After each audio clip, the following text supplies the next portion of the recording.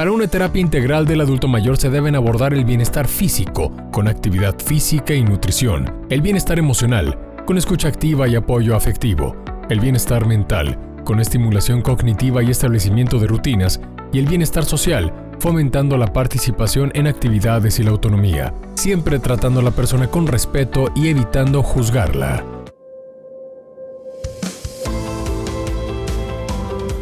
Y ya estamos aquí en nuestra mesa de conclusiones en tu programa Torre Médica.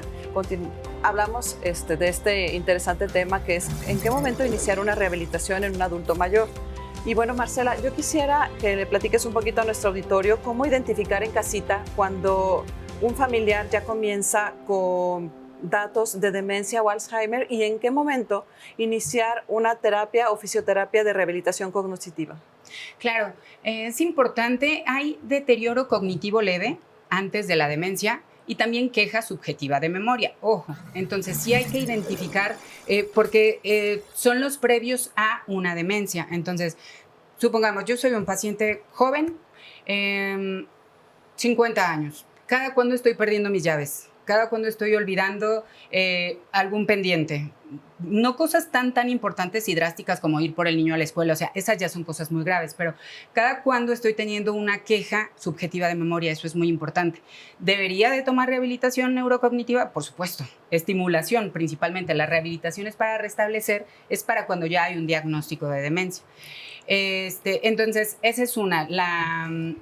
Cuando estoy empezando a tener olvidos o cuando mi familiar está ya presentando cada vez con más recurrencia olvidos. Entonces, la rehabilitación es para mi paciente con demencia, la estimulación es para el público en general. Entonces, si me siento confundido, si siento que esto ya está siendo muy constante, puedo inclusive yo, y no solamente mi familiar, acudir a este tipo de servicios. Creo que esta pregunta va a quedar muy bien en este caso, Marcela. ¿En qué momento o existe una evaluación primaria para detectar detalles finos? Obviamente deben existir un sinfín de test primarios. Y yo creo que todos los que estamos dándonos cuenta, porque lo estamos experimentando en carne propia, para poder establecer una evaluación primaria de nuestro familiar y saber qué tipo de terapia. ¿Existen ya test muy específicos que ustedes realizan a sus pacientes de manera periódica? Sí, por supuesto. Hay test que son muy sencillos. Esto no es necesario que un neurólogo, en el entendido de que estamos hablando de casos como primarios, no hay necesidad de que sea diagnosticado por un neurólogo, puede ser un neuropsicólogo, puede ser un geriatra, sugerencia del geriatra. Pero si se sospecha, si hay antecedentes de Alzheimer en la familia, la verdad sí estaría mejor que hubieran laboratoriales, que hubieran estudios de imagen, que hubiera ya un estudio más al completo para descartar esta patología, vaya, porque sí es necesario en todo caso de que hayan antecedentes, porque el Alzheimer sí tiene una carga genética fuerte. Entonces, esto no quiere decir que si mi mamá tuvo, mi abuela tuvo, tenga yo que tener. Por supuesto, si tengo esos antecedentes, lo que puedo hacer entonces es tomar acción, porque tiene influencia todo. Los eventos traumáticos que he vivido, si me drogo, si tomo alcohol, todo esto suma para que si yo ya tengo el factor hereditario, detone. Ojo ahí. Pero si supongamos que ya tuve una juventud desenfrenada, ya hice no sé cuánta cosa y mis familiares han tenido demencia, entonces la rehabilitación así derechito, ni para qué me voy a esperar a presentar nada, ¿no? Y hemos hablado mucho de esto y vuelvo a poner otra vez a mi madre como ejemplo, digo, porque en la familia ya existía un factor cognitivo en donde obviamente lo evidenciamos y de alguna manera lo sospechamos, y obviamente los que estamos de este lado tenemos que hacer algo, y hacer algo no solamente con ellos, con nosotros. El detectar y evaluarnos de manera periódica es como la parte de la terapia física.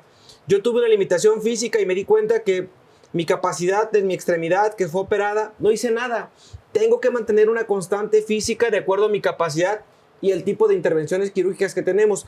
Esta parte de la rehabilitación no es algo nuevo, es algo que estamos normalizando, ¿sí? El COVID nos vino a cambiar mucho la perspectiva, porque seguramente habrás visto que un sinnúmero de pacientes tuvieron una condición infecciosa y su problema neurológico se fue en picada.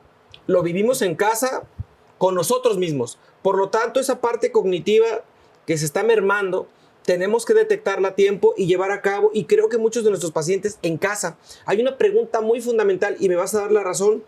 empiezan a vivir con ansiedad nocturna. Y esa ansiedad nocturna es el primer grito de alerta en pacientes que están teniendo trastornos demenciales, ¿cierto? Claro que sí, de hecho le llaman el síndrome del ocaso. Entonces, a la puesta del sol, casi como si fuera película de Disney, empiezan a tener ansiedad, empiezan a tener temor, muchas veces tienen crisis nocturnas. Si la persona vive sola, la verdad, miren, hasta se me eriza la piel, es que soy muy sensible al respecto, sufre mucho de verdad y no lo externa a la familia porque no le quiere dar preocupación, no quiere ser un estorbo, no quiere. Entonces, lo ideal, si hay la posibilidad, y si la persona ya está diagnosticada con algún tipo de demencia, porque no todas son Alzheimer, hay variantes, hay 7 tipos de demencia aproximadamente. Muchas se corrigen cuando se va al origen, como las demencias vasculares. El Parkinson, el 30 al 40% de los pacientes con Parkinson también van a presentar demencia. O sea, para todos ellos es la rehabilitación y la estimulación, por supuesto que sí, pero cuando es principalmente de tipo amnésico, como el Alzheimer en específico, es bastante más complejo, de verdad. El pánico, el no saber qué me está pasando, esa transición es como un carrito de montaña rusa, les comparo yo, de cuando vas subiendo, cuando estás consciente de que te estás quedando demente, es horroroso, de verdad. Y como rehabilitador, me preguntabas, Anaí, ¿qué es lo que se debe de hacer o cómo se tiene alguien que capacitar? También le entras a la parte psicológica y por eso la importancia de no ver, ¿qué ejercicios le puedo poner a mi familiar? ¿O qué? Como profesional de la salud, no. Como profesional de la salud, sí tienes que capacitarte de una manera formal porque también le entras a esta parte de acompañamiento, a esta parte psicológica y porque muchas veces incluso el paciente no acepta otra ayuda que no sea la tuya. Tú le dices a la familia, por ejemplo, llévenlo al neuropsicólogo, no quiere. O el ratito que está con el neuropsicólogo, la conexión es distinta que cuando haces tú las actividades, porque es como si fueras su maestra, o sea, la rehabilitación y la estimulación es un conjunto de actividades que puede incluir, de hecho, hasta la realidad virtual. Entonces tú llevas tus lentes, le pones ahí, o sea, es mucho, perdón la expresión, como de cotorreo, como de somos amigos. De hecho, yo nunca les hablo de usted. Y les explico primero, si ellos me hablan de usted, yo les digo por qué no les hablo de usted. Porque somos cuates, o sea, la verdad, es algo que con honestidad emana de mí, este amor, primero hacia los niños, porque fue mi primera licenciatura, la de preescolar, y esta segunda hacia las personas mayores, que solo sucedió, de verdad. O sea, soñé en algún momento con ser rehabilitadora, por eso mi hija estudió rehabilitación, no impuesta por mí, sino porque en algún momento pues, se hubieron algunas situaciones de salud, etcétera. Después la vida me da esta segunda oportunidad de tener rehabilitación y sin pensarlo, empiezo a enfocarme hacia esa área que son las demencias. Empiezo primero con eventos cerebrovasculares, con traumatismos cráneoencefálicos, y después llega a mí el tema de las demencias y dije, wow, es que esto es una maravilla. Y me permite conectar de una manera diferente con el paciente que rehabilitar el cerebro de alguien con un evento cerebrovascular. Deben de tener rehabilitación neurocognitiva estas personas, por supuesto. O sea, cualquier persona que tenga alguna situación de evento cerebrovascular, traumatismo, pero es diferente a vivir ya un acompañamiento, porque cuando estás con un paciente con demencia es un acompañamiento, es distinto. No llegas y le pones tal, o sea, es completamente distinto. Dani, la parte de que se integre un paciente en una terapia neurocognitiva y una terapia física va haciendo que el paciente se sienta mayormente integrado. Sí, beneficia bastante porque va a reducir en la cuestión física el deterioro y la dependencia, ¿verdad? Como ya platicamos, no les gusta sentirse un estorbo. Pero separarlos es importante, que él haga la parte física en donde la cognitiva se haga de una manera y la física de otra manera, ¿cierto? Van muy de la mano, pero se dejan indicaciones para estimular ambas cosas porque ambas son bastante importantes y principalmente la prevención.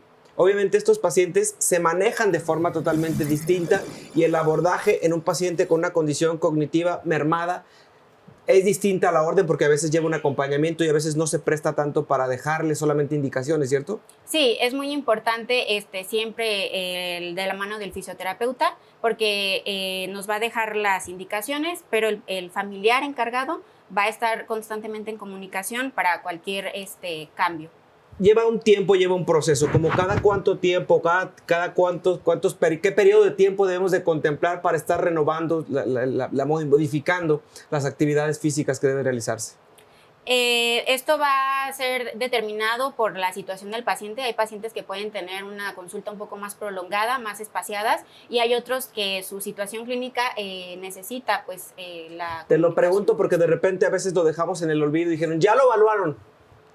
Y esa parte, ¿dónde se quedó?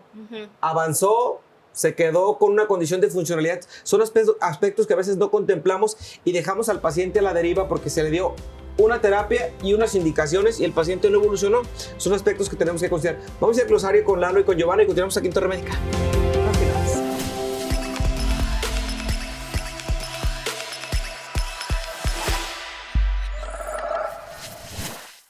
Seguimos con más en Torre Médica, su programa de especialidades en esta sección, lo que quisieron decir o el glosario médico. Permítame saludar a Giovanna Tovar. Giovanna, ¿cómo estás? Muy contenta, muy feliz de estar representando aquí a mi universidad. Efectivamente, saludos a los tecos de la Autónoma de Guadalajara, a la Facultad de Medicina de manera muy particular, ¿no? Como lo dice Giovanna.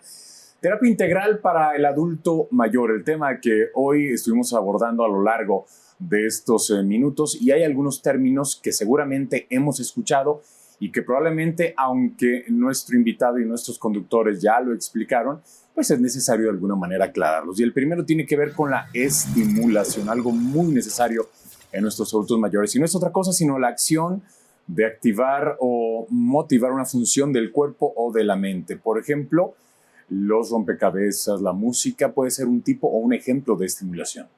Después tenemos Alzheimer, que esto es una enfermedad o un trastorno cerebral progresivo que es pues irreversible. Afecta principalmente la memoria y todas estas habilidades del pensamiento. Es muy común en nuestros pacientes como pues que son ancianitos, y pues el tratamiento más común es estarlos cuidando y estar muy al pendiente, ya que no se puede hacer más por ellos. Y a la par de lo que señala Giovanna, el Alzheimer, bueno, tenemos la demencia, que es el deterioro progresivo o que se da poco a poco de las funciones cognitivas, es decir, nos referimos a la memoria, nos referimos al pensamiento. Y justamente por eso tenemos neurocognitivo como concepto, o estos trastornos neurocognitivos, que son estas enfermedades que pues van a afectar nuestra memoria o la forma en la que vemos nuestro alrededor, cómo aprendemos y cómo ponemos atención o tenemos pues estos recuerdos. Un aspecto muy importante que ciertamente ya se señaló en bloques anteriores en la terapia integral del adulto mayor es la fisioterapia. Y es ese tratamiento con ejercicios físicos, esas técnicas que le permiten a nuestros pacientes recuperar la movilidad, recuperar la fuerza. Tras una fractura, todos en algún momento hemos requerido de fisioterapia y seguramente el resultado ha sido positivo. Con esto estamos llegando al final de este glosario y por supuesto también de Torre Médica. Giovanna, muchísimas gracias. Muchas gracias. Gracias, y recuerde que semana a semana tenemos una cita aquí en Torre Médica, su programa de especialidades.